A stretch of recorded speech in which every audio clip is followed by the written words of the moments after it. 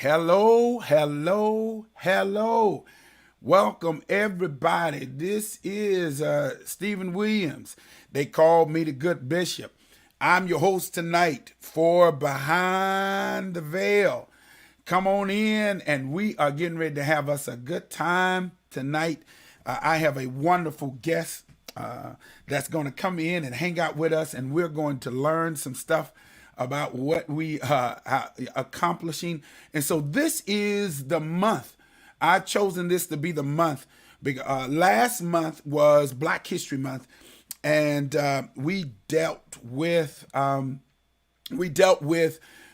love because it was also the Valentine's Day month, and we dealt with love. But I wanted to utilize this month in March to continue to celebrate the accomplishment, not only of like the Rosa Parks and stuff like that. I'm talking about people that we know that have started out, and tonight is going to be a wonderful night. I have a marvelous guest tonight that's going to come in a few minutes, and we're going to end up having a wonderful conversation. And I'm excited. I'm excited to know the journey. People get to where they are and unassumingly, and they're doing great things behind the scenes. And so tonight and all the month of March, we are celebrating. Tonight is the male guest. He's the only guest that I have in the month of March. I did it this way. Monday is International Women's Day. And so for the rest of the month, we are choosing women who've accomplished some things. And so I am excited tonight, though, to have my brother on here. And we gon' chime it up and chalk it up. And so I am grateful to have him be a part of the Behind the Veil podcast. And I can't wait. And so tonight, what we are going to listen to, y'all know how we do it. I have a song of the week, and it just so happens it is his song. And we're going to go to off of his new CD. Hello, everybody. Off of his new project. It is Making Moves. This is Making Moves. And so this is going to be a little bit different for us. But I got permission to play his music, so don't nobody come up at me and try to mess me up. And so tonight it is featuring Calvin Coon. We call him Coon. I got to find, you know what? That ain't in the questions. I need to find out, where does Coon come from? I can't wait to ask that question. Calvin Coon Napper.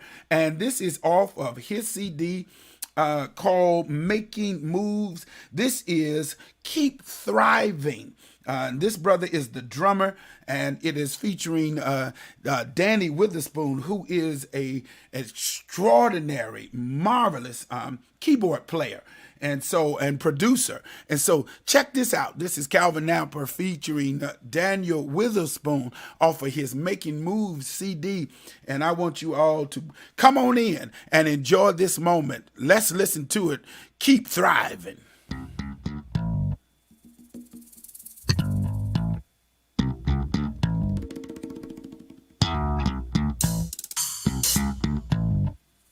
Play, Coon.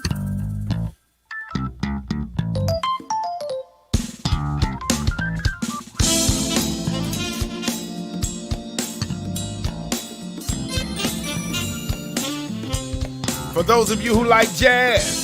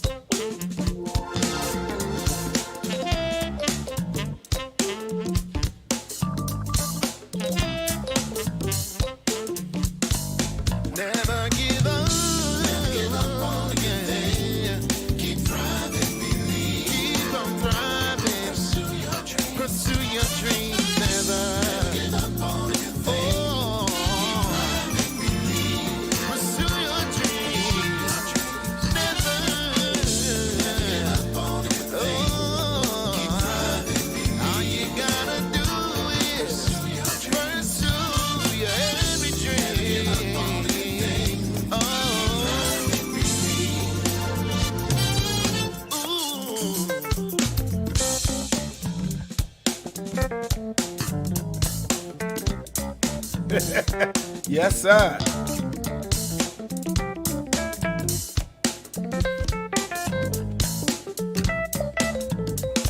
Hey, Coleman.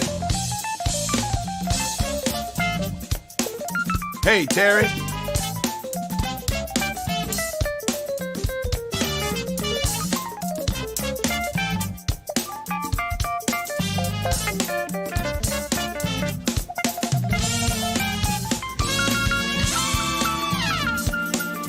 Yes, sir.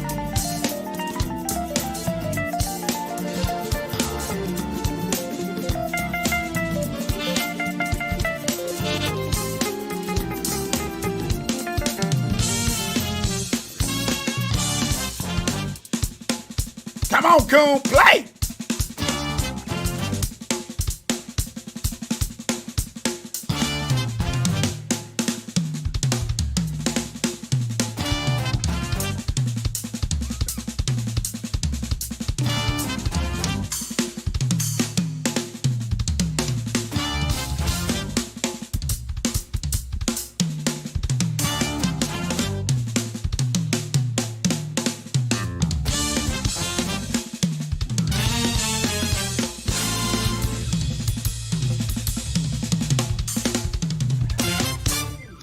Woo! Have mercy on my whole soul. Yes, sir, Coleman. That's some good stuff right there, ain't it? That's good old jazz. Y'all didn't know the good bishop could listen to jazz too. Y'all thought I just listened to gospel. I don't listen to the R&B stuff like y'all and that rap stuff. But this jazz stuff, I'll get with it. In fact, I'm thinking about moving on. I told Coon I'm gonna get a job over there on the jazz side. Listen, I am excited tonight for having this brother on. He's going to come and we're going to talk about the accomplishments and all that he's done. Let me do this. Calvin, when Calvin was growing up, there was no little doubt of what a career he would choose because his talent manifested early. As a toddler, he used to beat on pots and pans with a confident rhythm and playful foreshadowing of his chosen profession. At age 5, he received his first drum set. When he was 12, he recorded an album with the Napa Singers. We're going to talk about them, the gospel group comprised of his mother and aunts, and began touring with them while still in his teens, performing in the jazz band. Local jazz groups dominated his high school years. Today, Calvin is a self-taught drummer who is proficient in a variety of styles. He has kept to a largely gospel-oriented musical course, working with many well-known professional artists. He resides in Winston-Salem, or North Carolina. He counts his years on the road as his greatest professional achievement and responsible for instilling in him both discipline and endurance. His touring schedule has taken him, y'all check this out, all across the United States. He's been all across the United States. He's been to Europe. He's been to Africa. He's been to Korea. As a drummer, Calvin has performed and with a great variety of artists, covering a wide range of musical styles, such as John Key in New Life. He played with Donnie McClurkin.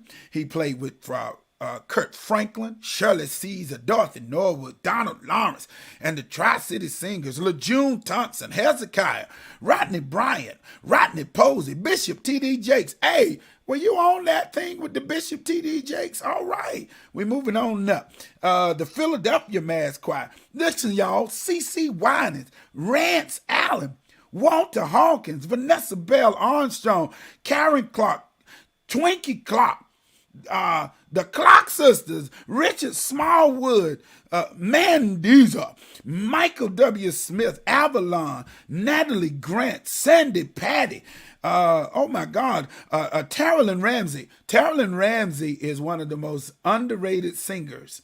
A lot of people don't know her, but she is an excellent singer. Montel Thomas and the New York State Soul Winners Mass Choir, Men of Standard, Byron Cage, Stephanie Mills, Patti LaBelle, Mike Fit, Lord Jesus, Mike Manson, David, this list and many more. He is absolutely Besides his work as a drummer, Calvin is also involved as a writer and producer. He has 3 CDs, Good Vibes. This was in his Sticks of Praise, Soul Rhythm. And now we have Moving or Making Moves. That's in here too. He has some wonder. He is endorsed he got an endorsement by the Tama Drums, Remo Drum Heads, Sabian Cymbals, and Vader Drumsticks. He is currently a drummer for the legendary R&B soul band Maze, featuring Frankie Beverly, where he has held down the drum throne since 2010. When not on the road, he enjoys spending time with family as well as recording drums for clients in his studio. And he is, drum roll, he didn't want nobody to know. And I don't know why he didn't want nobody to know, probably because if it had been me, everybody would know. This joker is a Grammy Award winner with the Psalm Hymns and Spiritual Songs by Donnie McClurkin. And so he is all that and a pot of beans. And I want you all, please, ma'am, please, sir, show some love out there for my very special guest, Mr. Calvin Coon Napper. Woohoo! I need some hand claps on my Behind the Veil. I need some... How you doing, Bill Steve? Man, I'm good. Man, I'm so happy that you could be here. Welcome, man, to Behind the Veil, where we talk, we hang out, and we do some stuff, man. And I'm so excited to have you on this platform tonight, man. Yes, sir. You are an awesome, awesome brother, and you, sir, you have done some marvelous things. All right, I'm talking about marvelous, and I am so happy to have you be a part of the Behind the Veil podcast. Thank you for having me be a part. Yeah, man. You ain't on the road though. Ain't none of y'all on the road. Ain't nobody on the road. COVID coming to shut everything down. Y'all gonna sit at home and think about it. We gonna think about some things while we on this while we sitting at home. Yeah. I mean, everybody, there are some people out here. Listen, I'm going to open it up too. I have some great questions, but I want to make sure that all of my guests, if you have any questions for him, it's going to be fun tonight. I agree with you, Cynthia. This dude is the absolute truth. He is the truth, and I can't wait for us to dive in and find out how he did it, what happened, and all that good stuff. Are you ready for us tonight, bruh? Because here we go. Let's do it. Here we go. Drum roll, drum roll, drum roll. And so you come from a very talented family. Yes. I know all you jokers all y'all, I know all of them can sing. How in the world did you end up on the drums out of all those singers? It's just something I gravitated to when I was younger, Steve. So, of course, my mom and my mom, they sing, the Napper sing. Growing up, I've always, been fascinated with drums ever since I was 2-3 years old. All my aunts and my mom and their stories of me going to my aunt's house, pulling pots and pans out on the kitchen floor and beating all of them. And one of my aunts told me last year during the summer of last year, we were just kind of talking, and she was saying, I would come over there to the house, I would pull certain pots out. If they didn't have a certain sound, I'd move it away until I found one that had, I guess, the sound that I was looking for. And that just blew me away, man. I'm like, are you serious? Are you just making this? I mean, so at 3 years old, and 3 or 4 years old, and doing that is just, I don't know, it just kind of tripped me out. But yeah, they all have stories of me coming to their house and beating on, pots and pans and what have you. And of course, once I got old enough, I started going out, traveling with them when they would go out for concerts. I wasn't playing drums directly at the time, but of course, my mom would take me on the road with them, and I just, I gravitated to the drums, and that's kind of pretty much how I started. Listen, you now people what people don't know um, that you really uh, can sing too. Where you get that from? Coon, I was looking at you. You were getting down one day in the car. No, You were goofing off in the car. you sure that was me, Steve? I know it was you because I said that. I said that dude can really sing. I don't claim to be a singer. I leave that to my mom and them. Man. You know? I'm shy when it comes to the singing part, man. But I mean, I can sit on my drums and play in front of a million people that wouldn't bother. You definitely can do your thing though. Man, praise God, brother. That's all I can say. It's. I mean, I was never taught. I haven't had one lesson, playing drums. I mean, when I was growing up in elementary school and middle school and high school, I took band. I played in the stage band at Reynolds High. Okay. But I never took, any formal lessons like that. I was self-taught. You know, so it was a God-given gift down. Um, so I'm always forever grateful and thankful for that. I got you. I'm working on it, y'all. Yeah, we were talking. They were saying that we got to get some echo off of you, and I done figured out what we need to do. So let's see what's going on with that. Then I fix it.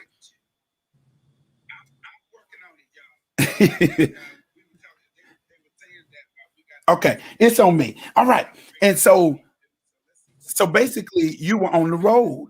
So family is where you got your um yeah, where you really cut your chops because of the Napa Singers. Because Napa Singers were borderline super famous around here at one point in time, right?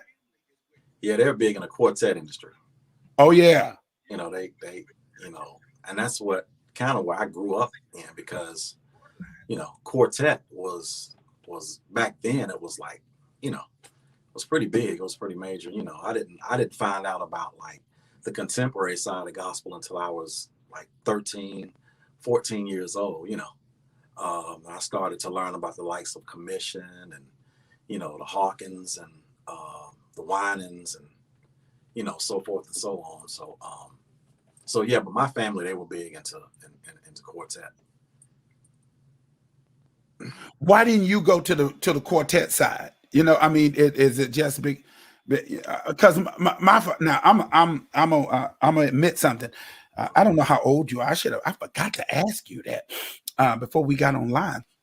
Uh, but I started off. Everybody started off as drummers. My father was in the quartets too, and so I'm thinking I'm gonna be this good drummer. And then when I get up here and find out, no, there are real drummers up here. First time I heard you, I decided that I was gonna quit drumming because you had a foot that lasted till Jesus came back. And I said, Jesus Christ. And I moved on over. I found out people could play when because I'm from a little small town. Could nobody play? And you're a superstar down there. And then when I get up here and I'm finding out Logan Reynolds and Carlos Fowler Yeah. and George Pass. I ran into all of these cats, Mhm. and I said, "Well, I'll stick with the drums," because I didn't know I could really. I didn't do the singing part until I got to college, Okay. and so. But I heard you, and I was like, mm-mm, mm-mm, mm-mm, mm-mm. What nothing I could do, and so what made you gravitate away from the quartet piece and get into what was it just a contemporary style? Because I think back then, what was it, the Winans and especially Commission Yeah. that was killing the game at that time. Yeah. A word, man. Actually, my brother-in-law, Troy Simpson, actually turned me on to Commission. Okay. And so Michael Williams was the drummer, for Commission, man. And Yes, just, sir.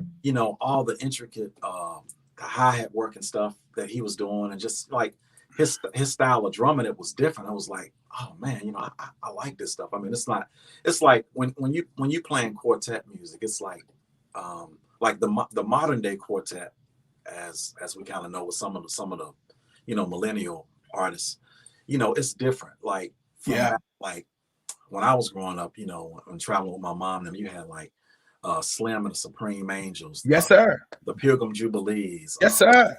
Swanee Quintet, the Camp Spirituals. To me, I that was almost played for the Swanee Quintet when I was 12. okay. that was like the authentic, quartet, and it was just like you play solid, strong, you play big foundation, and I mean, it's like you saw toms up there, but you're not really using them. No, hi-hat and some cymbals. Uh, you got a good snare, kick, a crash, and I mean, and it's just that's just where the foundation of my playing came from. You know, that part, and then everything else was like me listening to like Michael Williams, like with Commission, and then Yeah, even Dana Davis with the Winans at the time. right, Uh, right.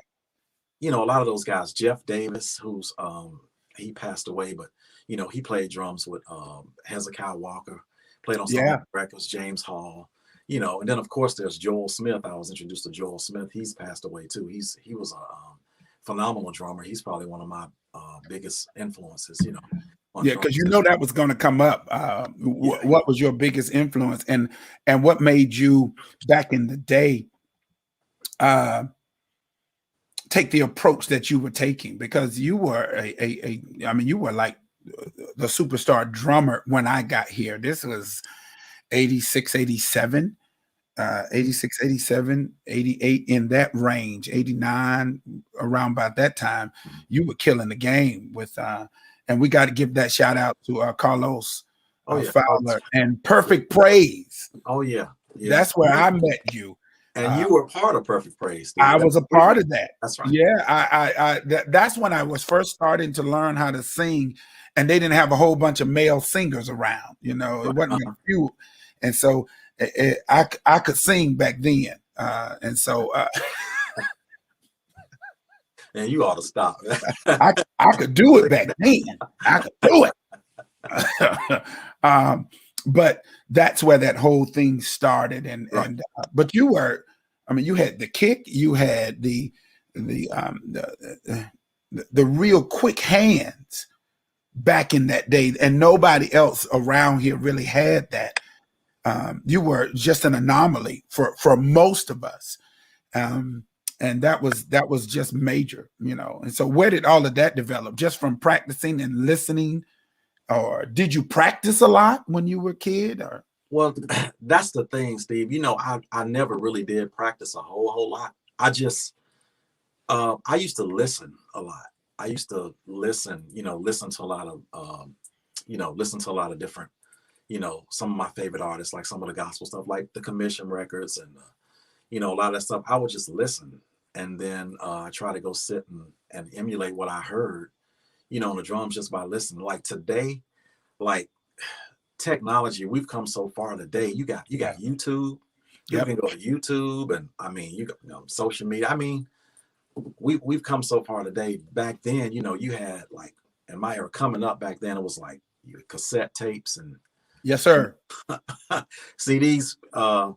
They came around later, Yep. but it was just for me, it was just like I could listen to things and just kind of visualize how I thought they were being interpreted, and then I would um, sit down or whatever, and then just watching, watching drummers too.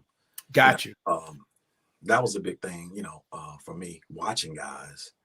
Good. Did you do what I did when I first started singing?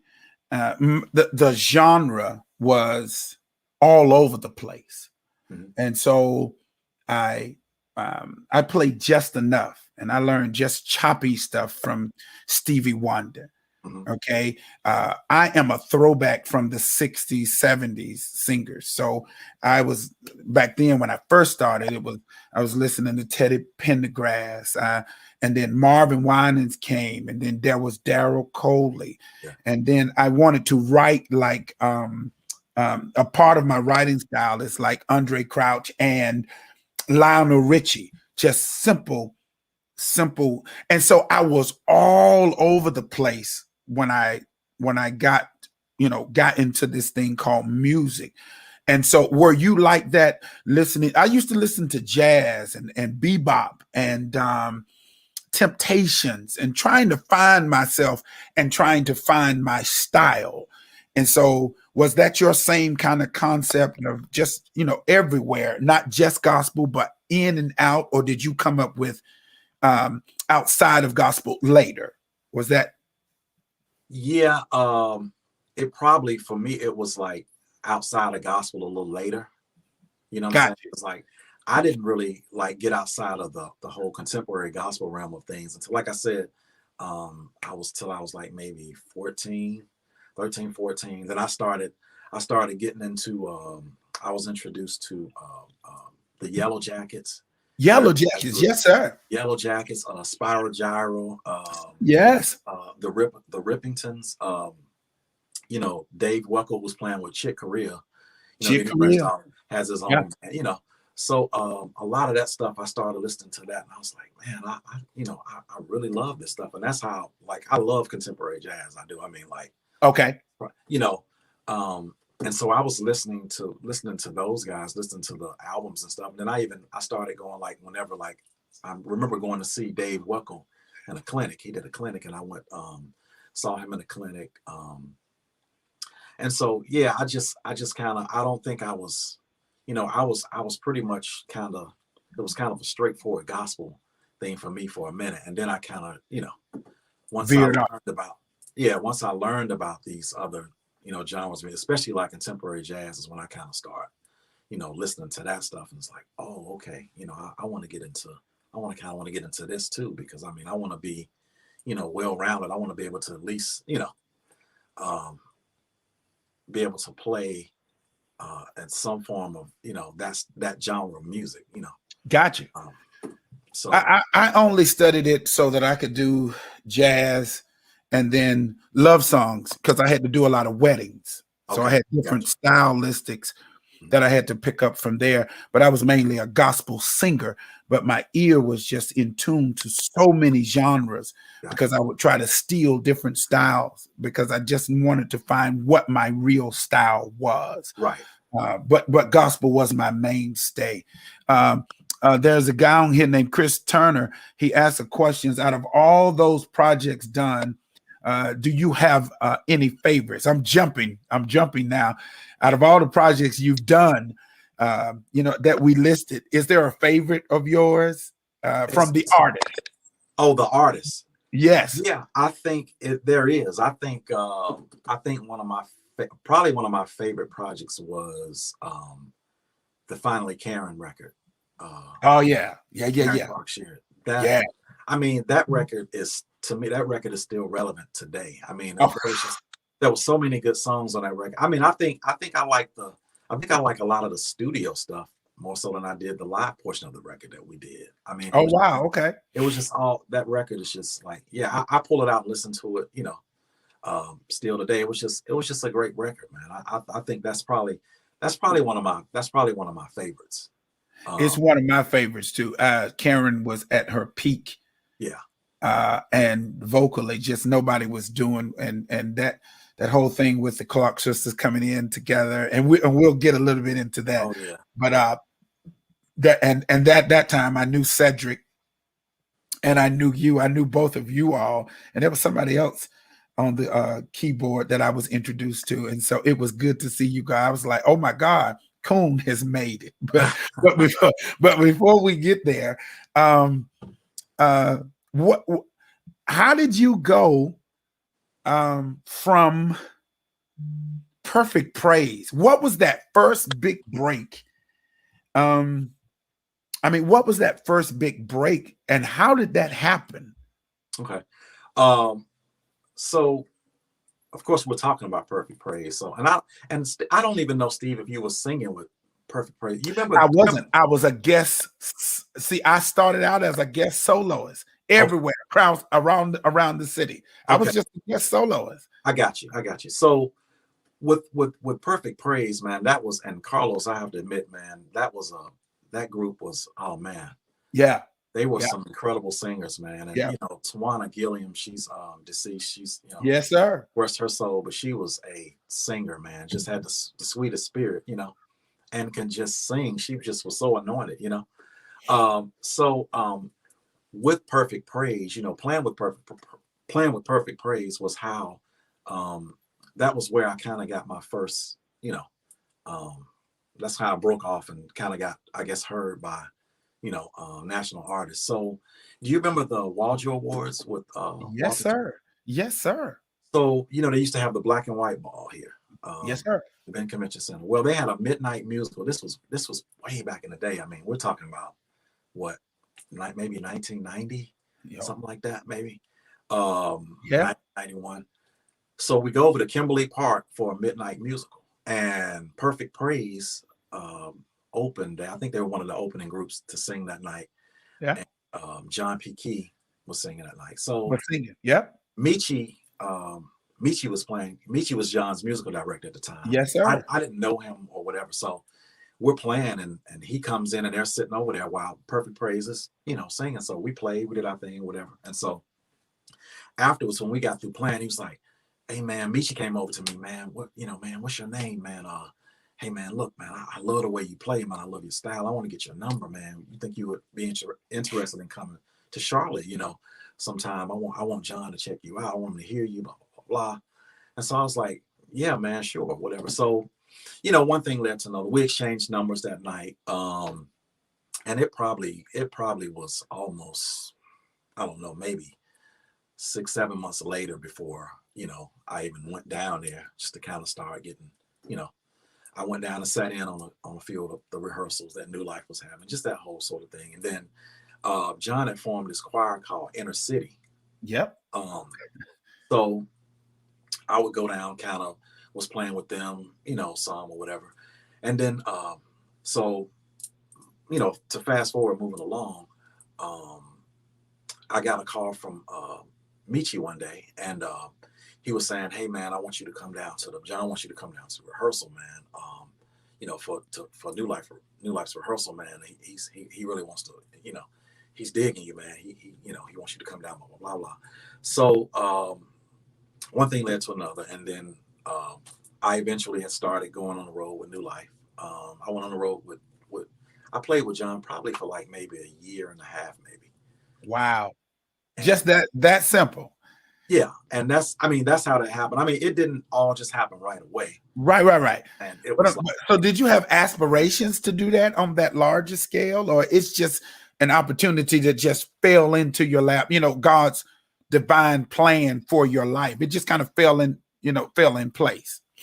you know what? I think it's twofold. I mean, because I did have aspirations of doing that. That was something that I wanted to do. I knew at the age of like 14, 15 what I wanted to do, in my life. I knew I wanted to play drums. I wanted to play drums professionally, and I wanted to play drums professionally. I wanted to make a living, playing music. And Wow.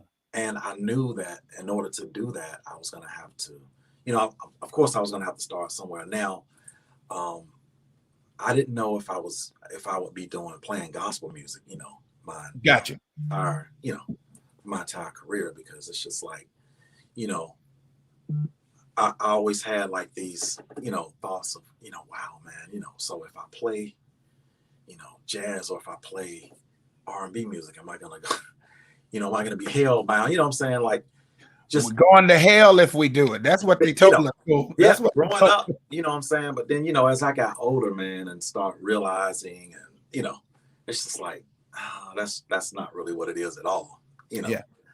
Yeah. Um, And we're going to talk about that too, yeah, because I think there is some stigma upon around all of that. And yeah, I want to get into that.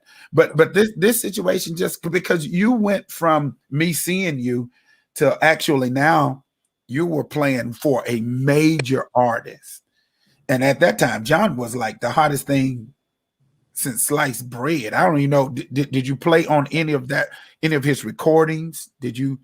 I played, I played a song. I played, I think, a couple songs on the Show Up album. I played He's Able. Uh, Oh, I know for sure I played He's Able on the Show Up CD. That Show Up CD was Yeah, the bomb, man. it was, man.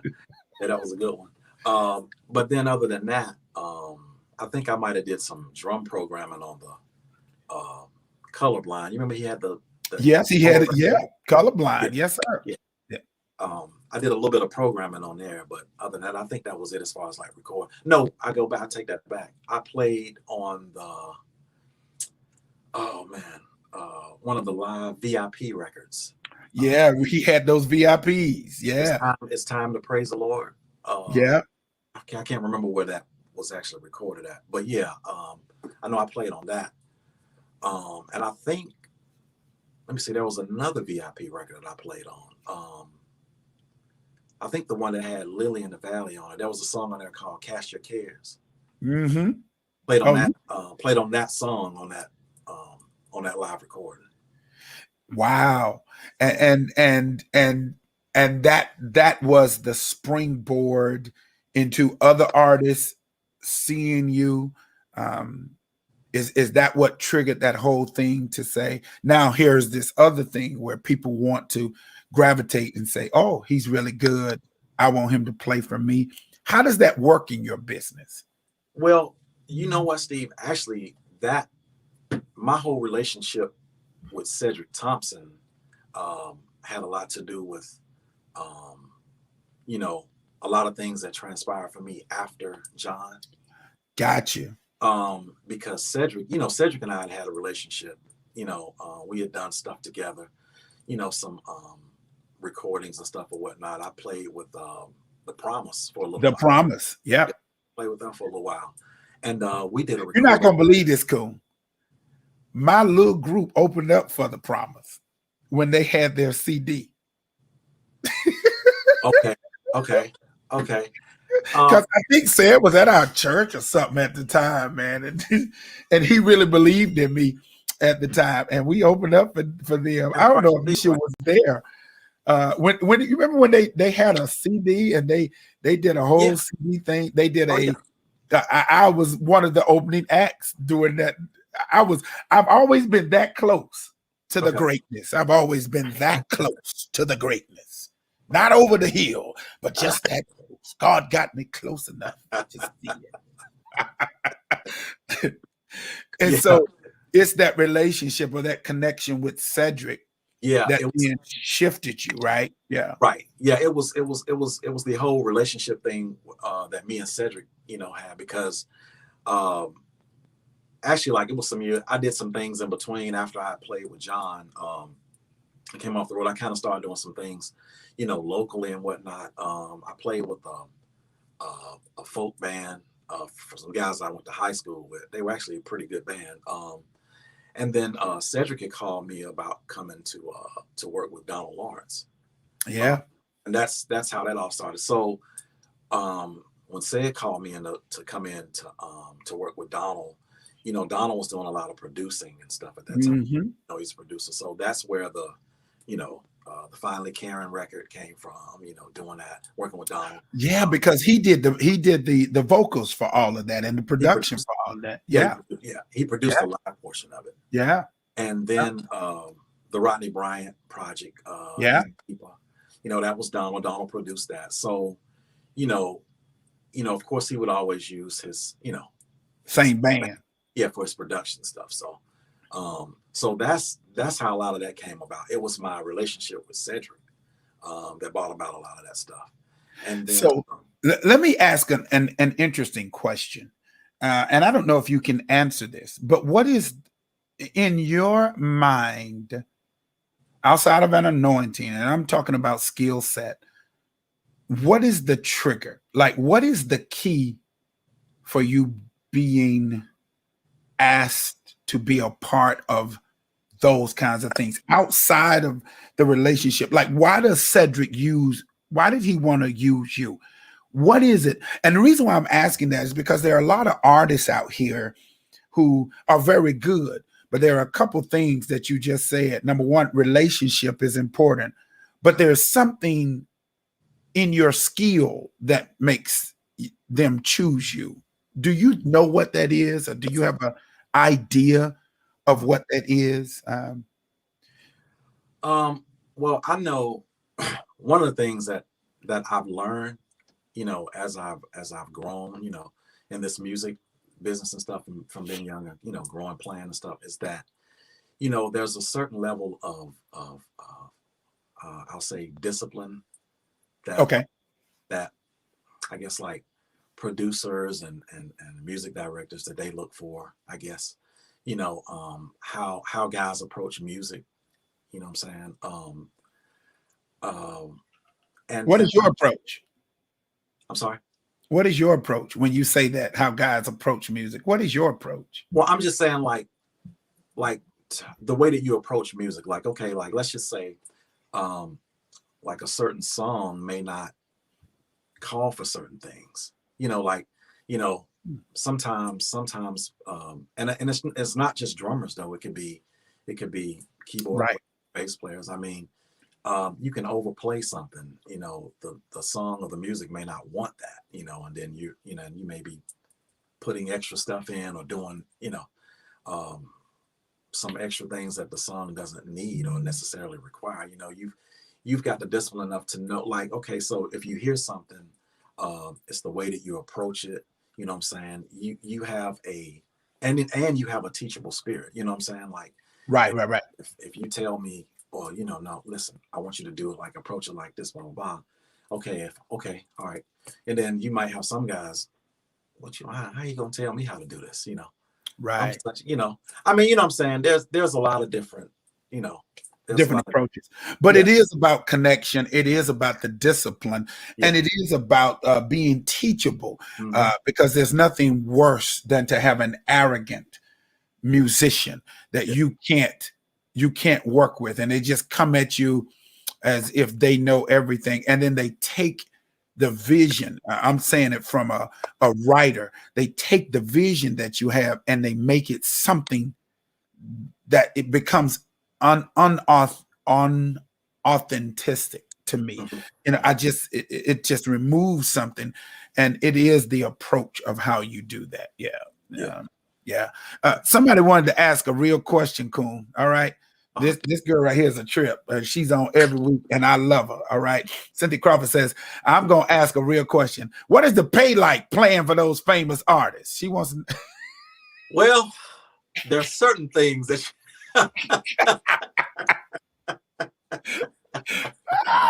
Just tell uh, them I do get paid to do it. I wouldn't be doing it if I didn't yeah, get paid.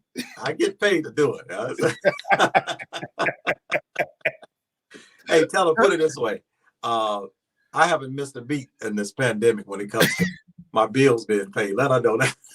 I mean, I'm just, you know, when, and that's the thing, too, Steve. I try to, I know a lot of people, um, some people don't think about tomorrow. They don't. Yeah, Some people don't think especially about, musicians. right. A lot of people Bishop think, talks about that all the time. He yeah, always tell musicians, you all are just playing for right now. You all need to be playing and storing up for tomorrow because tomorrow, brother. this may not be here. And That's right. yeah. Because you're gonna have a rainy season is coming, and we're in it. We're Yes, in it. sir. Yes, sir. Y'all are showing enough in it as I'm, musicians. we're in it. I'm just saying, as a, being in this pandemic, we're in these unprecedented times, man. And we just don't know. Nobody saw this coming. Yeah.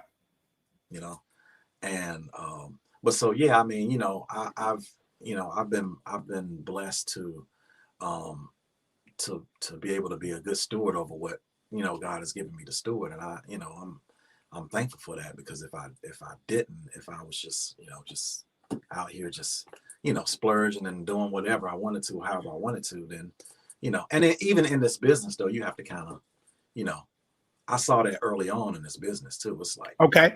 Was it a lesson that you learned, or you saw something without getting into the specifics?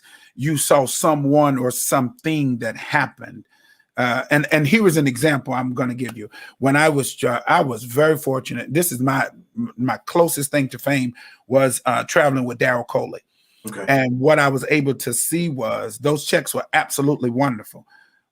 but those cats spent that money, Right. you know, when we would go shopping and when we would go eating, man, they were going through those per diems. And I said, oh, this is why those cats have to stay on the road, because they getting rid of the money as soon as they make it. Some And do. and Yeah. they got to keep on Yeah. hustling. They got to find the next gig. And I knew then, I was like, oh, I need to do something else with my money, you know. I mean, so Yeah. it was a lesson that I saw from being on the road. And that's what got me. What Yeah. was it for you? Well, I think for me, it's more so, you know, when I started, because it's you're not gonna be on the road like every week or Right. week out. You know, I think I've probably worked the most that I have in my career the past 9, 10 years that I've been working with Maze. I mean, and that's all Frankie. That's all they've ever done. I mean, they're road warriors, man. They're just like Yeah. they've hit the road. So it's just like, you know, we would work 2, 3 weekends. Sometimes in the summer, man, we'd be gone like every weekend, like some months. But it wasn't always like that. Like when I first started in the industry, you know what I'm saying? So I could go out a weekend, you know, and then or a couple weekends and then be home for like a month. You know what I'm saying? I'm Yeah. just saying, you know, when I first started in the industry, when I was playing like and like with the gospel stuff, you know, it's like it's not you're not constantly or consistently working like, you know, this Maze thing has probably been the more the probably the more consistent as far as like, you know, with the amount of work. Because I mean Right. they work a lot. And so um and that's an upside about, you know, working with Maze. But I'm just saying, like in the beginning, that what I was saying in the beginning, I saw that, okay, you know, you know, if I, you know, I make a certain amount of money, you know, I'm gonna save some. I can't just, I can't just go out here and just be spending on blah blah blah because I want, I gotta You've save. always been low key though. You've always been humble about the accomplishment. Like you don't come across arrogant, because you go from John Key for us, and I'm just giving you the viewpoint from us. You go from John Key to Donald Lawrence, and these are at arguably at the height of us finding them. You know what I'm saying? Mhm. You leave, you know, I see you now. You playing for Karen Clark. I'm like, man, Coon is everywhere, and it was such a joy to see somebody from our area, from this particular area, that's actually quote unquote made it. Yeah. Um, and then I saw you. I was mad at you one time, Donald Lawrence, one of his CDs that was shouting music, and y'all wouldn't play the shouting music. Donald, I guess y'all was in record. I didn't understand recording, and there was this moment, boy, where they were getting down, they were shouting, and and and and Coon wouldn't. Coon was just he just. I was like, oh, he just playing. He done got on my nerves. He he won't play no shout music. You know, back then that was the big thing. Yeah, you know, Hezzy. Not everybody was playing some good shout music, but Yeah. I was like, oh, so it's gonna be like that now, Coon. It's gonna be like that,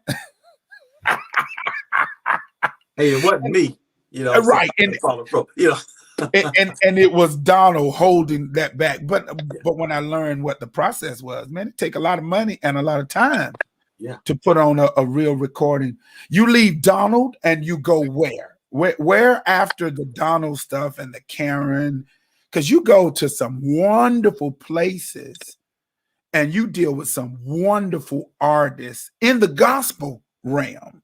I Yeah. don't remember you being, I remember you personally having jazz, but I don't remember you being big with jazz artists. I just remember Right. you doing a lot of gospel. So you leave that whole thing. When do you and how do you get to Donnie? Donnie McClurkin. Okay. So when I was working with Donald, we did this tour. It was called the Alliance Tour. It was, let's see who was on that tour. Karen was on that tour. Karen Clark, Richard Smallwood. It was let's see, Donald Lawrence.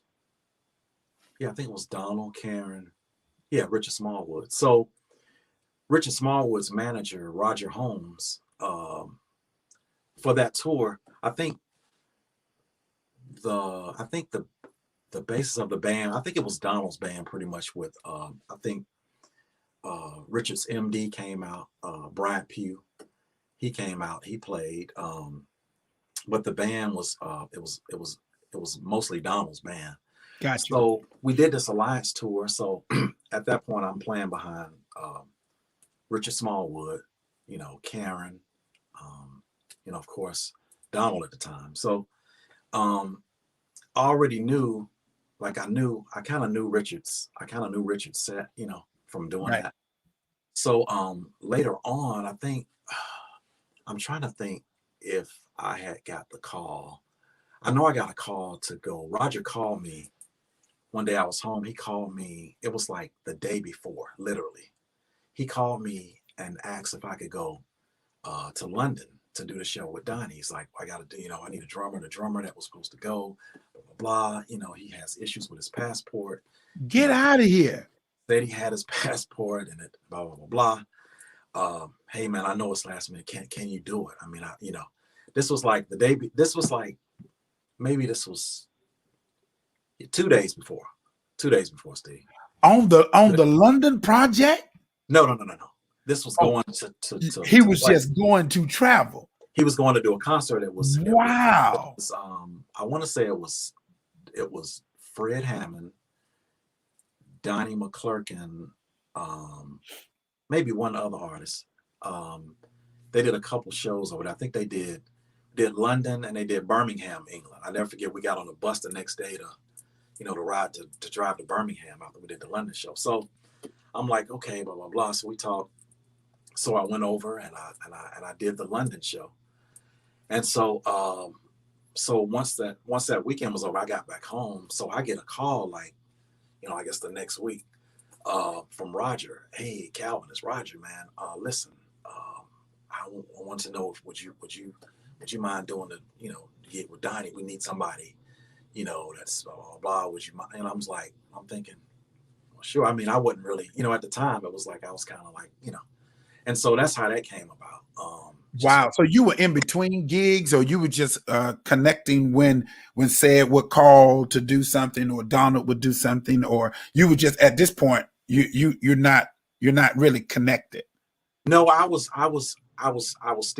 working with Tri-City, but it was kind of slowing down. I think Donald was getting ready to transition from Charlotte to Chicago. And yeah.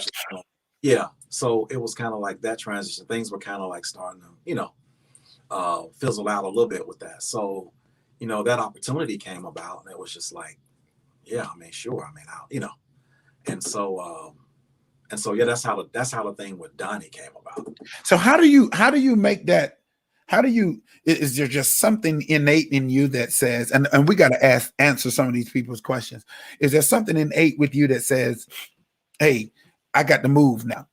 You know what I'm saying? Like, Tri-City maybe because a lot of people are so connected to the group and they won't shift, they won't move. But there was something inside of you that said, maybe this is a great opportunity. Because a lot of people are a little nervous about taking the opportunity from messing up the gig that they have. Yeah. So for me, it wasn't even, like I said, it wasn't even really that. It was almost a thing where, like I said, Tri-City, they were kind of starting to fizzle out. They weren't really going out as much. Got you. You know what I'm saying? And it wasn't a thing where, because I still did some, even while I was working with Donnie, I got a call to do some things. I went and did some things with Donald. Got you. But yeah, so it was never, and then at that time too, like, and even with playing with Donnie, like during that time, and even still now, I think a lot of guys they'll get subs, to go in and do stuff. You know what I'm saying? So it wasn't like the thing where you got to just be told, especially with Donnie. I mean, they would have, it would be sometimes different guys interchanging out. Somebody would have to get a sub because they couldn't do, right. But you were able to play on that, and that's where you garnered your Grammy. Yeah, while working with Donnie, while working with him? Because yeah, so you did the London project then, because you were on the were you on the I, video? I wasn't on the video. What happened with the London project was Kevin Bond, he was playing. I think he had a lot of to do with the production on that record. Right. He actually went over there and did the live in London. Well, something happened. I don't know if something happened with a couple of the songs, two or three of the songs. So myself and Maurice Fitzgerald, we went to Charlotte and went in the studio with Kevin to overdub bass and drums on I think three of the songs. That's what I believe. Was it Hail Jesus? Yeah. And there was another song on there. I can't think of the name of it. It might have been Psalms 27 or something like that. Wow. Yeah, so we went in the studio to overdub that song. I wasn't actually on the live. I wasn't there to record the. I went in the studio to overdub. But that was you on the actual record when Oh, it comes out. right, that was Yeah, me yeah, on yeah, there, but I yeah, yeah. wasn't there for the live For the recording. actual live recording. Right. Got you. Yeah. And so what was that like getting that? You got the little Grammy thing? Did you get that, or how does that work in the industry, or do you just get acknowledged for it, or do you get the little trophy too? Or No, it's a I got a certificate. okay, I got this Grammy certificate. What I had to do was I had to submit like the CD credits, and you had to pay a fee to get that though. Um, wow, but I mean, it wasn't a whole lot, but I mean, it's worth it. You know what I'm saying? yeah, it's worth it. It's a Grammy certified, certificate. So I had to, highlight, like take a, highlighter and highlight, where my name was in the credit, make copies of that, send all that stuff in, and then I don't know, it was probably all of a 2-week process, and I got the Grammy certificate. Did your fee go up? Because as soon as I win one, my fee going up.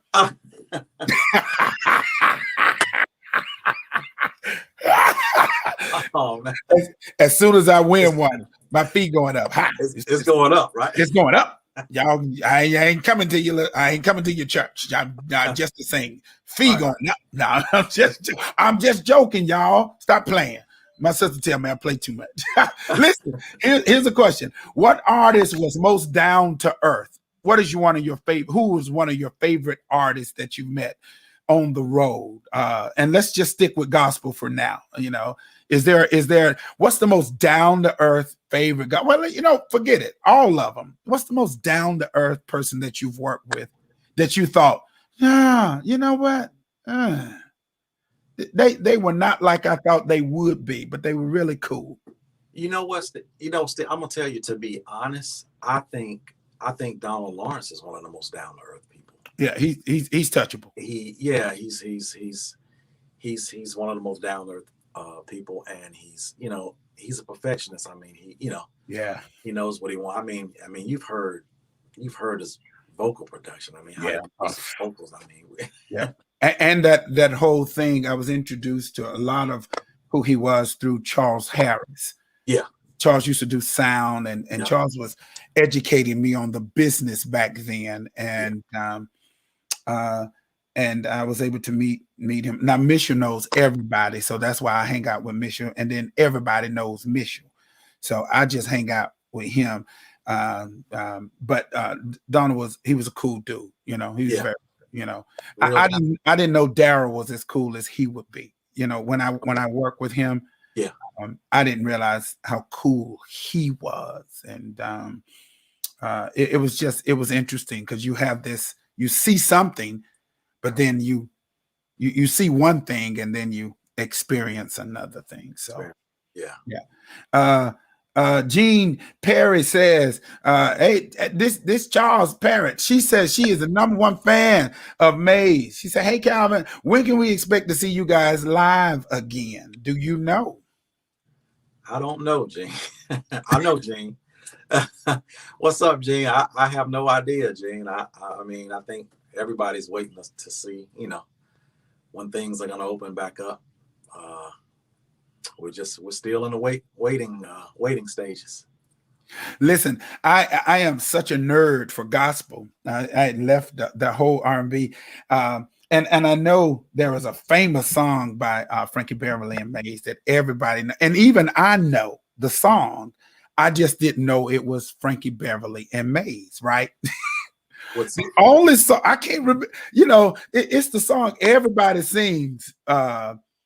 Everybody sings the song when at his concert. And everybody knows the song. I just didn't know it. Uh, the only song I knew from Frankie Beverly and Mays, you ain't gonna believe this, was "Laid Back Kind of Girl," Oh wow. and that's because the music hit me in a place when I heard that song, and I was like, "Wow!" But then somebody on here, y'all know Frankie Beverly and Mays. Y'all just tell me what the song is that I don't know, and y'all know Well, it. you said it's one that they sing along to at the concert. I mean, they Yeah, sing that they whole sing concert. all of them, but it's Stuff, really yeah. Is it "We Are One"? "Happy Feelings"? man, no. "Joy and Pain"? Joy and pain, joy Okay, and pain. And okay. so I known joy and pain, but I didn't even know it was Frank. I was so into Marvin Winans and you know, Commission and all of that, man. I had left R&B some ways, and so I knew of songs, but I did not know the. Thank you, Miss You. I did not know the artist, but I did know that song, you know, Mm-hmm. and that was interesting to see you playing with that artist. But I digress. So you leave. Wait a minute, let me ask this question. Forrest McFeeters asked a great question. He said, "You see some artists that can't seem to break in to the industry. What is it that separates those that do make it from those that don't? Is there a certain quality trait? Is it persistence or what? What is it? Like, what is it in your mind, because you've been exposed to a lot of talented uh, uh, musicians. I mean, Fitzgerald. He was used to be six finger Fitzgerald when I met him. Uh, Maurice Fitzgerald. Maurice. He was Basically. bass player. He was six strings. He was going around. I'm a six string, and he was killing. And I met him early, but you get to see some artists that really make it, and then some artists don't break into the industry. Is there a trait? Is there something that the artist is missing? Or is it just a matter of being in right place, right time? Well, I think twofold. It can be being in the right place at the right time. Also, though, I think it has a lot to do with the quality of music that you're putting out too, though. Gotcha. I mean, I think that has a lot to do with it. Um, you know, you want to make sure that you're not just you when you put music out. You want to make sure that it's kind of you want to at least kind of meets industry standards. If that makes sense, you know what I'm Yeah. saying? Like, you don't want to just you know throw anything out there if it's half mixed and then it's not mastered. Right. Certainly. If We it's not learned that.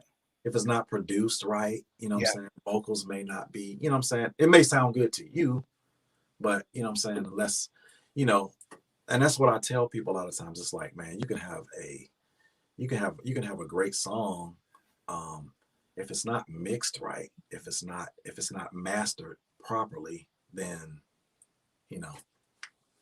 And like we talked about, I think before, we got on the whole the marketing thing of it is a whole nother, Yeah. that's a whole other thing. The That's a marketing whole and nother promotion. beast. That's uh, that's a whole. Somebody better go get you somebody. Goldsmith, I talk about this all the time. You're gonna get some of that money. And so look at this, that crazy Terry Johnson talking about, hey, can I get a pair of sticks? Tell him no. Tell him. Terry was I a love part of. Terry. Hey, Steve Terry was a part of Inner City. Terry played with Inner City Yes. Yeah. last with John Key. Yeah. Terry had one of the heaviest kicks, and I guess he still does. He had one of the heaviest pockets back Yes, in the day. I yes. was like, God almighty, boy. You feel a thump when he was he hit that he used to hit that bass and snare. He just whoom. I was like, go for it. Terry. He's a good guy though. I love myself some Terry. Oh yeah. Listen, how do you go from Donnie to how do we get to Frankie Beverly? Because I mean, what is that in between? Because there's a lot that's going on. Because you were making CDs at the time, Yeah. uh, uh, and what made you aspire to want to do stuff like that? Because you were doing that before Frankie Beverly and Maze, if I remember correctly. Yeah, I You know, was. yeah. So we can back up a little bit even Let's back up. before we get to Frankie.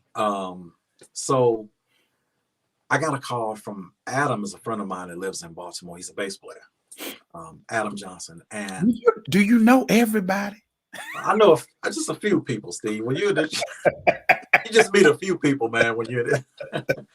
So Adam was one of the guys one of the bass players that would come in and play with, with Donnie McClurkin. Okay. Okay.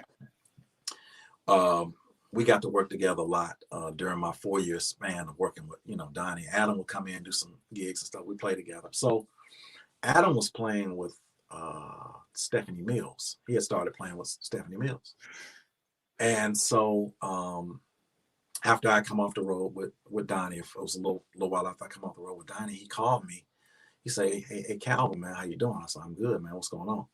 He said, man, listen, I'm doing a Stephanie Mills gig. I'm MDing it, man. I was wanting to know if how would you feel about coming to, to do this gig with Stephanie Mills, man, blah, blah. And I'm like, oh, wow, man, that could be cool. Because I know Donald, Donald was her MD. He sure was for a long time, right? For 10 years. He was her MD. And he actually played and, ran the band. He was her MD. So I was like, wow, man, this would probably be, interesting to get, what I'm saying? So it's funny. Time out. It's funny you would say that. Somebody asked me the other day, does Donald play? He plays little keys. Yeah. And I said, well, I've never seen him sit down. I said, he's got to be able to play to write the way he writes. Yeah. You can't do that.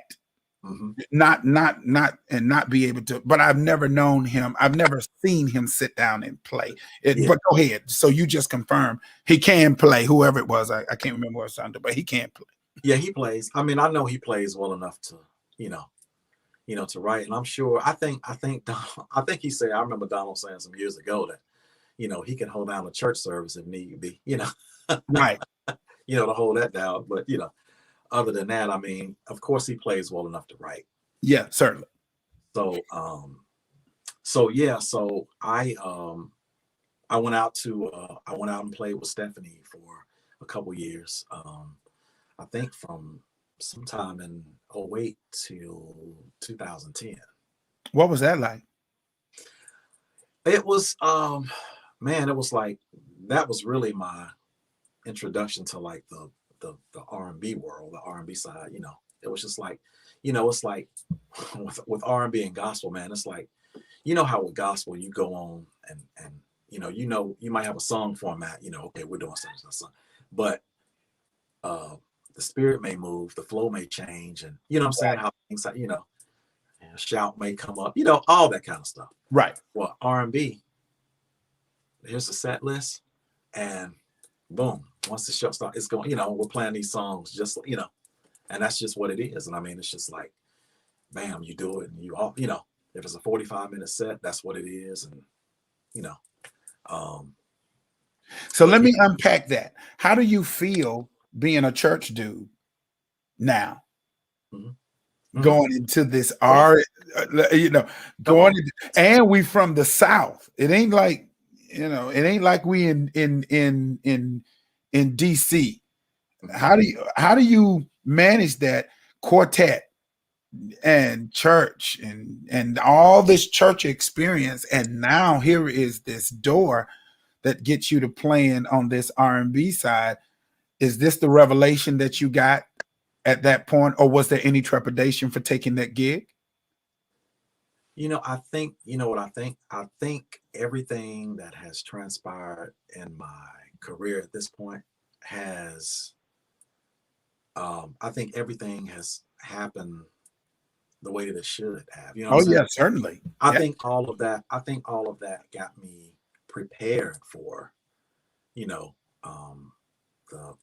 the Stephanie thing, or you know, and Gotcha. then you know what I'm saying, because Right, right, right. I think had I got it prematurely or before I, you know, I got, you know, like the, you know, of course I grew up in church, Right. you know, so um, but I'm just saying when I say prematurely, I'm talking about musically, some things that I've learned, like musically from a, you know, production standpoint when playing in the studio, um, doing live recordings, just that whole thing. It's just like there's a certain level of there's a certain level of discipline, I guess, if you will, that comes with playing different genres of music, or when you're playing in a studio setting versus playing in a live setting. Talk to us. What's the difference? You know, well, you know, when you're playing in the studio, um, uh, I remember David Allen used to use this term "kiss," like at his workshops. You know, he used to use the term "kiss," keep it Keep it simple. simple. You know, Stupid. not calling you stupid, but I'm just saying, Yeah. you know. But and in the studio, it's just like less is more. You know, and with some gigs, it's the same approach. I mean, like um, when you're playing R&B, certain R&B stuff, like playing the maze music. I mean, I'm not gonna approach that like I would if I'm playing, you know, a show with Donnie McClurkin, or you know, because the music doesn't that music doesn't want that. It doesn't call for all that stuff. It's just like, you know, you play the record, you play the song, you make it, you know, and playing pocket, you know, I've heard people say, you know, playing pocket puts money in your pocket, and you know, Right. that's a true statement. I mean, you just have to, you know, you just have to be disciplined enough, and you have to be well versed enough to be able to, you know, adapt and adjust to those different, you know, situations. Is pretty much what it is. Got you. And So like I said, Stephanie Mills teaches you that. She takes you on this and up, for lack of a better term, she kind of upgrades you to this different way of seeing professionalism. right, it's it's a different way from saying professionalism, and it's a more now it's a more of a it's a more of a disciplinary thing. You know, we're playing we're playing like classic R&B here, really. It's kind of Right. like, you know, her music is, you know, and if you listen to the records, it's not a whole bunch of, you know, all flashy, fancy stuff, and you know, doing all that. It's just it's another genre of music. It's like, okay, um, I have to approach this. I have to approach this music differently. I can't, you know. But I'm gonna tell you, and if you really think about it, I don't know if you noticed, Steve, but a lot of these R&B artists, like the Beyoncés, all these, you know, Janet Jackson. I have friends that are on these gigs, and they're all church guys. They're all church guys. They come from church, Every and last one of them. that's where I mean, it's still annoying. Yeah. I mean, you know what I'm saying? Last, It's you know, it's something about when you have a background for playing in church. You know, it's just something. It makes it it makes like you can go from playing church. You can adapt better from playing when you go from playing church to doing R&B and contemporary jazz stuff, more so than you would, I think, from if you played R&B all your life and then you come and try to play church. If got you. that makes sense, you know what Oh I'm saying? yeah, certainly. I mean, it's a of course it's a feeling thing. It's, you know, but it's because when you're playing in church, I mean, you're really playing like, even in today's time. I mean, like you're playing a lot of different styles and genres of music. I mean, like, well, I can say in today's time, but then again, I don't know if I can say that because we got into this CCM age where Yeah. CCM, and it's just like, oh man, you know, I mean, don't get me wrong, I love it, but Right. But it's really it's a simple, what is it? One mission, we talk about it all the time. One I don't five know three numbers. four It's or one, three, or what it's one been like. three, whatever it is. It ain't but four chords. I mean, you That's know, all. ain't but four chords, and all of it sounds just alike to me. Every Yeah, bit of it sounds just alike to me. it Um, does. do you are you open up a question to me, and man, I think you open up a question to me. Is it, why do you think it is that gospel is losing those artists? Is it because of finances, lack of their, or that just that R&B is um because so for my listening audience, the money in gospel is just not the same as it is on the R&B side. And as much as we want to say, use your gift for the kingdom, da da da da, da, and I'm a proponent for that. It's just that there are a lot of those musicians, you can tell they come out of church. I don't care who Charlie Wilson's musicians are. Them jokers got to come out of church because he'll go to church. Yeah. Fantasia. I mean, they go to church. You got to. I agree with you. You can't do jazz and not know the feel of. You got to have a feeling. So Yeah. those cats come from, and they are doing more on that side than they are really on the gospel side. Do you think that is hindering gospel at all, or by you being in that? By seeing so many cats that's out there in the audience, I mean, from the gospel field. There's, Steve, there's so much the industry has changed so much. I mean, Right. the gospel music industry, I mean, the industry as a whole, I mean, it's kind of changed. I mean, you don't, even before the pandemic, I don't know if I recall, or I don't know if am I out of touch. I don't know if I'm that out of touch with um, the gospel music scene, but it just doesn't seem like to me that a lot of artists were going out as much as they once were. You We know what I'm can't saying? afford, you What can't afford it. I mean, That's what I'm saying. because we go so big, and Where you can take, yeah, the money is so small yeah, that that money now is coming out of your pocket. yeah, Now it doesn't even make dumb sense for you to take that many people.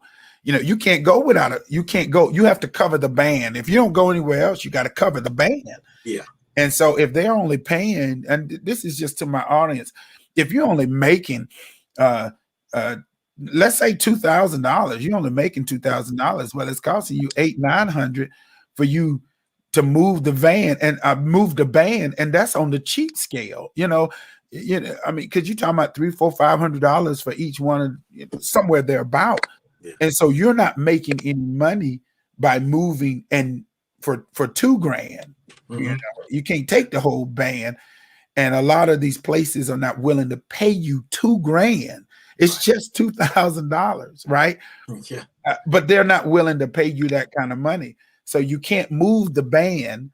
And this is why a lot of gospel artists who are great switch over or do something else, because you can't move the way you need to move and give the great production that you need to give without some favor, but it still got to come out of your pocket.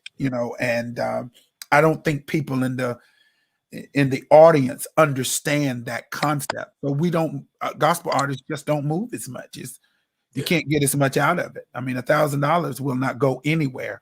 It won't Oh, leave anything in the pocket of the artist, because you got to have at least a 3-piece. yeah. And if they're only going to give you $1,000 to come do a show, I mean, what, 300 has got to go to the MD.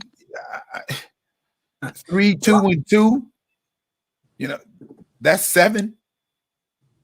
Yeah. It's. I mean, there's a lot of different variables. I mean, like I know there's instances where like an artist will they'll hire an artist. The artist will come maybe. Um, he may bring his MD in, and then they'll get some guys in the area or something that Yep. they, you know, um, and sometimes they do it that way. That way, it kind of keeps the cost down, and you can. I mean, I'm just saying, like, so much has changed, like Yeah. with especially in the gospel music industry. I mean, I you know, I'm gonna tell you what they're doing now.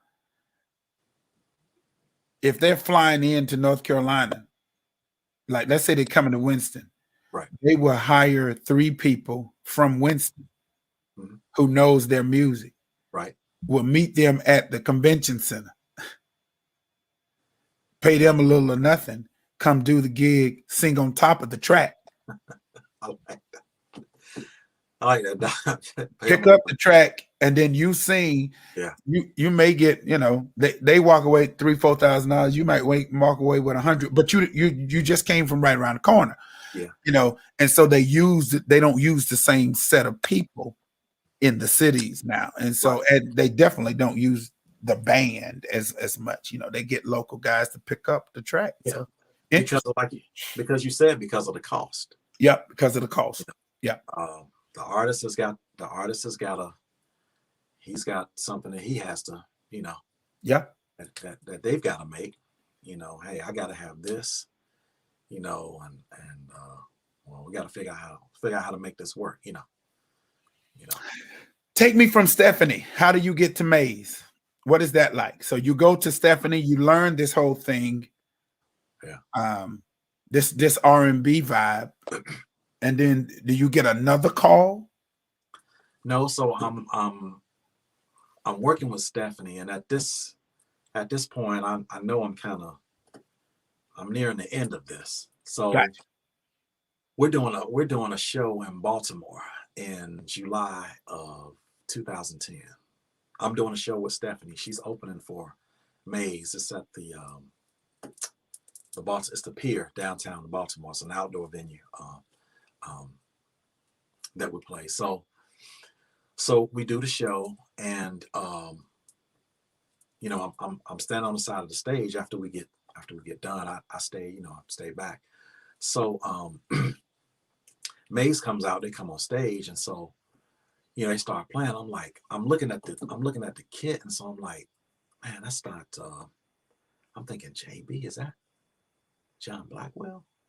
And sure enough, it was this guy John Blackwell. He passed away like a few years ago, but he was a drummer. He played for Prince, and Okay. yeah, he played for Prince. So he was actually playing with Maze at the time, and so they were performing or whatever. So I'm standing on the side of the stage. I'm behind Carl Willer, who plays organ. Mhm. So now Carl and I, when we're going back to relationships, Back to relationships. Carl and I know each other from the whole gospel side of things. Carl has produced and stuff with he's done work with Walter Hawkins and Edwin because he lives out in the Bay Area, so you know he's in that thing with those guys with George. Right. I mean, he knows Kevin Bond. All those guys, they know each other. So I mean, Carl and I, we both know each other. So they're playing. So Carl, he's on his station and he kind of looks over and he sees me and he's like, "Hey, man, So he calls his tech up and he says, "Hey, see that guy? Go tell that guy if he leaves to make sure that I get his number before he leaves, if he's gonna leave before we get on stage." So I'm like, "Cool." I said, "No, I'm gonna be here." So so whenever they got finished and stuff, the gig was over. He came over. He talked to me. He said, "Man," he said, "You're gonna be here for a while. Let me go get changed. Blah blah blah. I'm gonna talk to you." So he came back up. He talked to me and he was like, "Hey man, would you be interested in or coming out and do this audition for Maze?" He said, "Man, I don't know why." He said, I couldn't think of I didn't think about you when, because John, the guy that was playing at the time, he was getting ready to go back to Berkeley to teach. Got you. He was getting ready to leave. And so he wanted to know if I would come out and, want to do the audition with Maze. And um, I was like, man, at first I was like, ooh, I don't know, man. Cause I'd heard like all these stories about how hard Frankie is on drummers. Like that drum seat is the revolving seat of the band. And then he's, "Oh man, no, you'll be all right, man. You got the, your temperament, man. You can handle it, blah, blah, blah. The way you play, man, man, blah, blah." So I guess it was about like maybe a month, a month later, I got a call from his management, Frankie's management on the West Coast. And they told me about the audition. They gave me all the particulars, details, blah, blah, blah, blah. They told me, of course, I would have to fly myself out there, which I did. I flew myself out. They put me up, and the guy told me, he said, "Yeah, man." He's like, "Frank's a real, he's a real stickler about it. He knows his music. Just make sure you know, just whatever you need to do to study his music, come out. He said the more prepared you are, the less he has to show you, the better off that you'll be." I was like, "Cool, no problem." So I did, and and he told me, said if you know if he likes you, he's gonna want to keep you over, you know, for an extra day or whatever. So it was me and another guy that auditioned, and you know, they kept me over for day two, and um, so fast forward. All that being said, they kept me over for day two. We went through stuff, some more stuff, blah blah blah, and they were welcoming me to the fold of maize, and I was like, Wow. wow, you know. So did you study his music during that time? Like, how did you prepare? I went on YouTube and I tried to find like I tried to find live show clips. I tried to Gotcha. and which I did. I studied some live show clips, and I went and I listened to some of the original, you know, recordings as well, you know, just to, you know, to kind of familiarize myself with, you know, with the grooves and stuff. And so I did that, and and that was pretty much all I had to go by. I didn't get any music. Nobody, you know, you don't get, well, learn this song, learn that song. No, you just gotta, you know, you just gotta kind of go and study on your own and come out and, you know, And do your thing. yeah, Here's and it, here we back with that discipline again. You know what I'm saying? yeah, You know, yeah, and so there seems to be a theme for your success, and that is discipline and relationships and temperament. temperament, yeah, Temperament, discipline, and yeah, relationships keeps you on the or has been an outside of the hand of God, but that has been the key to your success of being able to do this hmm on your own. How's the road? Is it as crazy? And two questions. Like, I mean, who's the most famous person that you've met? You know, uh, that you can think of. You know, for me, Stevie Wonder, Beyonce. Um, uh, I'm in that range. Who yeah. I did met Beyonce and Jay-Z at we played the year that the Baltimore Ravens won the yeah, Super Bowl. Super Bowl. It was in New Orleans, Yeah, and so we played. We did like the after party. We played at the after party for the Ravens.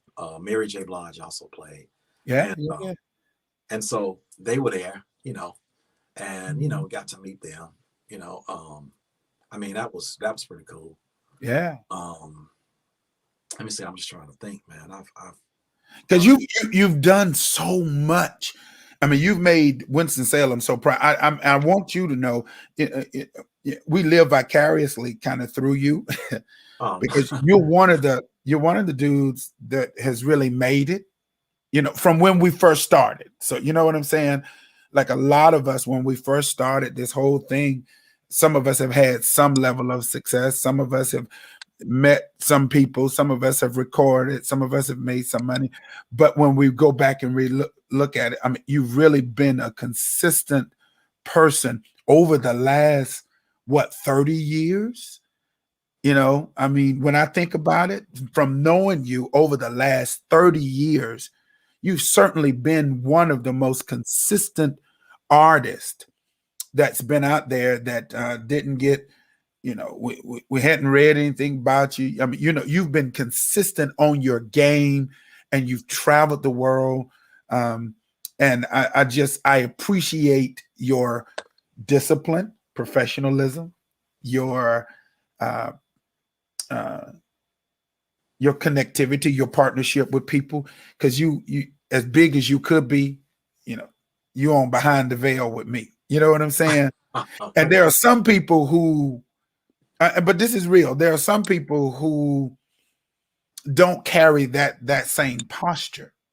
You know what I'm saying? They just they see you and they got this air that I've made it, I've done this, I've done that, and we see it, and we don't fool with them. I mean, you know what I'm saying? We yeah, we don't fool with them. So I appreciate you for keeping that.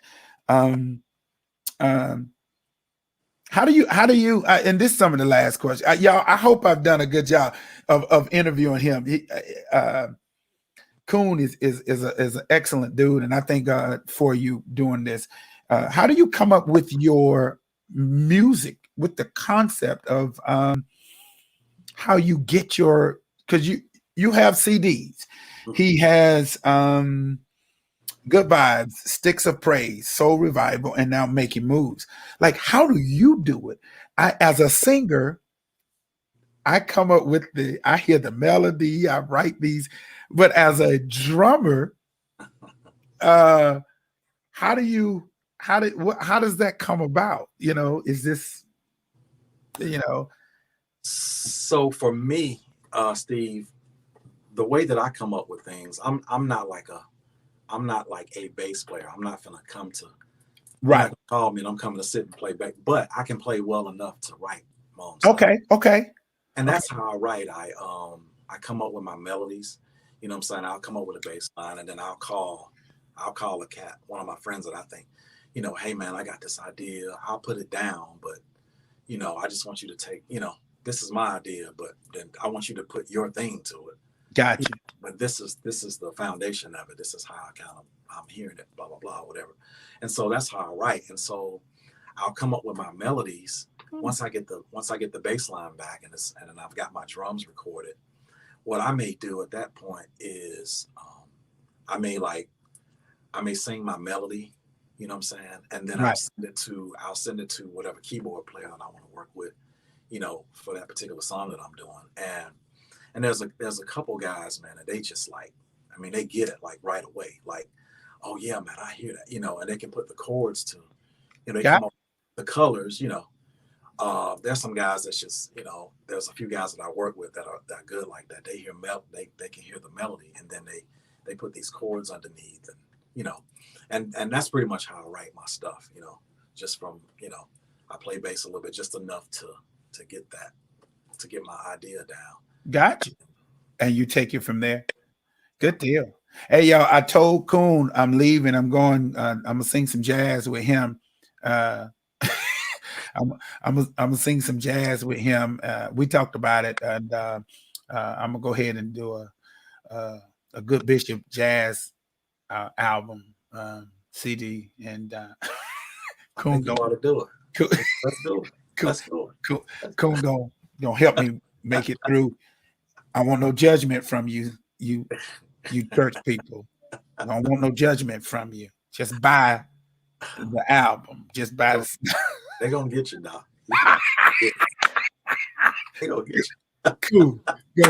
Go tear me to pieces. They gonna get you.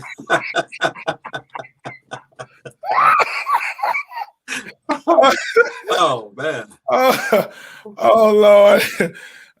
But I mean, man, thank you so much. There is so much more we could cover from him, you all. But I think Broderick Seams says it best tonight. He says, "I have observed Coon. I see genuine humbleness." And that says a lot, but I think it bespeaks to your success, to be able to travel around the world. Is there a place that you love that you've been? Is there a particular place that you said, "Oh my God, this place is just gorgeous. I can't wait to come back"? And um, Um, let's see. is there? There's probably been a couple places like that.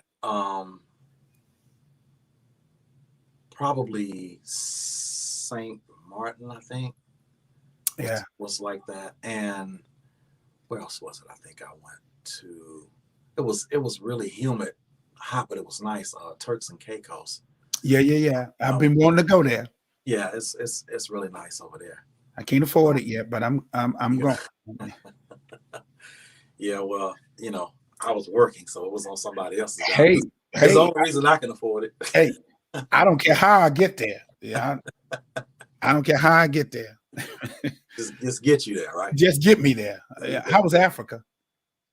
Africa, you know what? Africa was my first experience in Africa, man. Was so I mean, like the people in Africa, they have such a great appreciation for, I mean, just their whole level of, you know, um, worshiping and everything like that. Yeah, Their relationship with God is just, man, that was probably one of the most humbling experiences ever. I mean, like Lagos, Nigeria was literally like, I mean, when I got back home from that trip, I was like, you know what? I'm not complaining about a thing. I Yeah. mean, to see, you know, to see people over there, man, it's like it's really sad, man. It's like, you know, to see how they live over there, and just like we have access to all these restaurants and stuff over here. We waste food, you know. We'll cook food at home and stuff, waste it. Man, these people over there, you know, they're out all day trying to, you know, Trying to make it. trying to make it, Yeah. trying to make it to get a meal. I mean, I mean, you know, it was a real humbling experience, man. I'm glad I got to experience. I actually went over there. I've been to Lagos twice. I've been to Ghana. All those Africa trips were with Dinah McClurkin, of Well, course. Donnie, yeah, peace. Um, Ghana. I've been to Kenya a couple times. Cape Town, Johannesburg, Durban, South Africa. Now, South Africa is it's a lot more like the States. The South, Got you. Okay. like Lagos though, and like Ghana, it's kind of, you know, Lagos is a little rough around the edges. Yeah. But yeah, I mean, I wouldn't know. I hadn't been, but I heard stories. yeah, yeah. I'm Heard glad I got to experience it now. If you know, if I don't go back to Lagos, you I'm good. good. I've been twice. Got That's a long plane ride too, bro.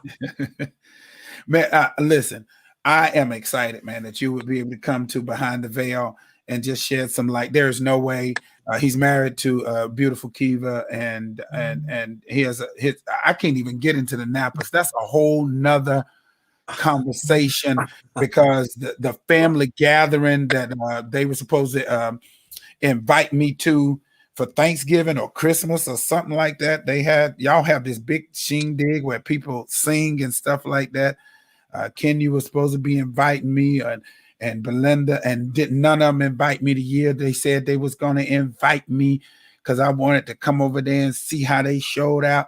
But I ain't get no invitation, and I ain't get to eat no food. But I heard y'all have a wonderful time Oh, acting completely yeah, nuts. they cut up, man. They have a good time, and that's like one of the things that, you know, I look forward to. You know what I'm saying? During the holidays, is getting together with them and stuff, and that's just what they do, though. They've Y'all always crazy. been that way. Yeah. Y'all crazy. I love it. I mean, I am so happy. Whenever I get ready to do my jazz thing, I'm gonna call you and miss you, and you're gonna teach me all the stuff that I'm not supposed to do, and then I'm gonna let the people be mad at me. Um, Oh man. I'm Oh y'all. I'm just joking. I may sing one or two songs, but I'm a gospel singer. So y'all, that's it. I'm just a good bishop. That's all I'm gonna be. That's all I am. Man, I appreciate you. Listen, on your new CD, I'm gonna play Making Moves, but my one of my favorites uh, is Soul Synergy. oh, you like that one? I love Soul Yeah, Synergy, man. yeah, yeah. Uh, I love Soul Synergy. Listen, thank you so much, man, for joining me tonight, man. I appreciate you. Thank you to my guests. Thank y'all for hanging out with me. I know it's a little lengthy, but I am. I got this. This guy is really one of the good ones, and I appreciate him for hanging out with me and joining me for Behind the Veil. Calvin Coon Napa. Where does Coon come from? Where? Man, you know, a lot of people ask me that. My dad, rest of his soul, my dad passed away in 2012. But and you know, I have relatives in South Carolina. My dad is from South Carolina, and that's why he gave me that nickname when I was little. I don't know We where. don't know why. Yeah. Listen, I am so happy though, man, that I know you. But I'm more importantly, you know what? I'm happy you know me, and and that you are doing great things. You make us proud. We appreciate you being a great example of professionalism, relationship, discipline, and success. Everybody, this is the Grammy Award winning drummer. He has done it for all of the people that we can think of. God has really graced him and blessed him, and I am so grateful to have him to be a part of Behind the Veil. They call me Stephen Williams. I call myself Stephen Williams. They call me the Good Bishop. I want to thank you for hanging out with us tonight.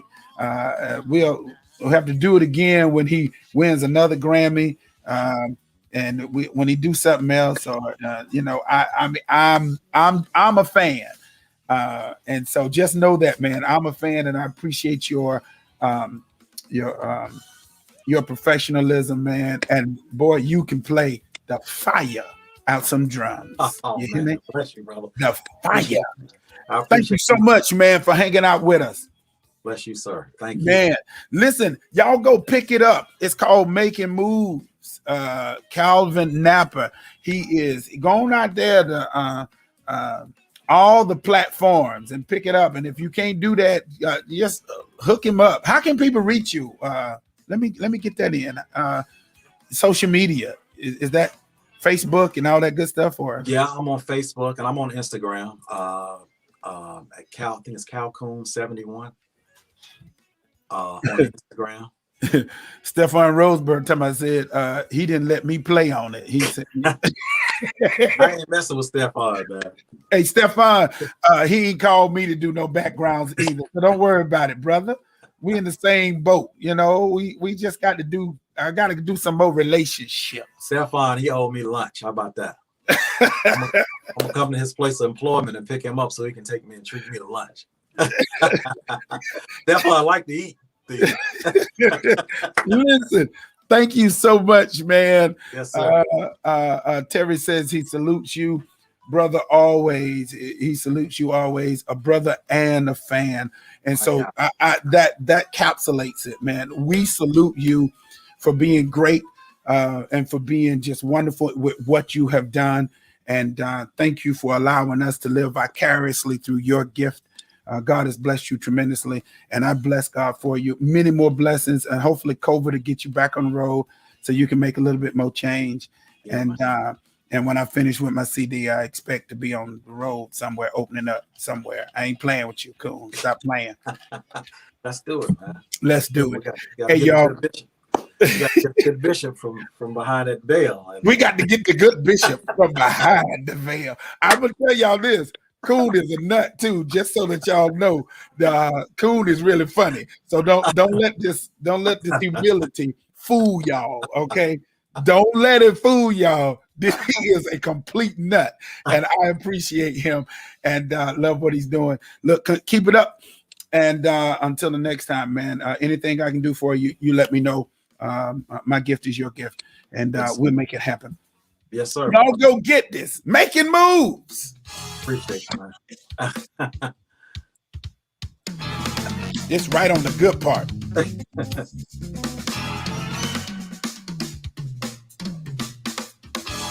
I used to play like that.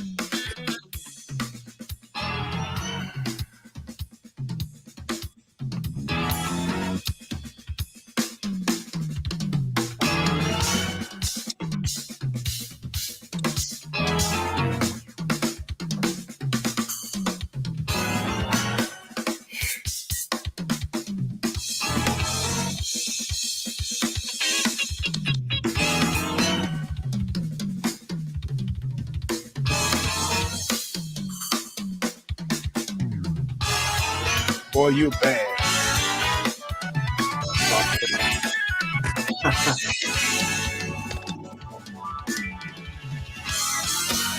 Yo, that is Calvin Coon Napper.